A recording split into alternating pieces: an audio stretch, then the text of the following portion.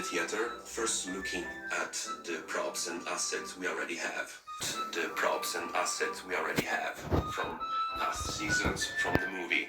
Then the art director and asked me, okay, what if this theater is more artistic, something really Piggy? My name is Ture Cruz. I was the art director on Piggy Phase 3. When helping it, I looked at references of old theaters and then trying to interpret that as something that the Pigs would have built. So it's a bit wonky, it's a bit poorly made, but they tried their best. When designing the lighting for the theater, there was a lot of things to take into consideration. First of all, we wanted, obviously, the Pigs to always look at their best. I did research a lot of how actual theater lighting is made, so that the way that the Pigs and the stage is lit kind of makes sense within a theater context. I had to think about how much fill light do we need? Why is how soft is the key light? Do we need a rim light on the sides to help them stand out from the background?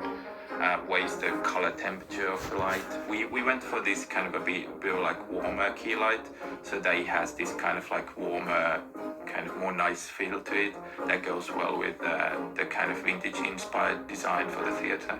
The biggest challenge actually was to try to figure out how a pig would build something Art Deco, because they don't have any knowledge of art, so it's it's a casuality that they come up with something that looks Art Deco.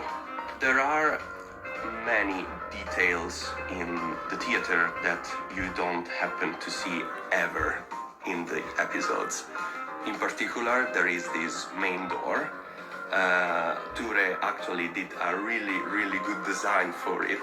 We ended up making an amazing concept, but that has never been rendered. The fun thing about the piece is the complete randomness of it. So you can basically do whatever you want, and whatever crazy idea you have is never enough. I work as an illustrator and character artist for Piggy Street. I sketched and painted most of the title cards. They are actually the small images that you might see on the Toons TV channel or at the beginning of the episodes. We wanted to create something that would feel like a theater poster. So I was looking at a lot of the posters from Broadway and also old theater posters from the era when they are hand-painted.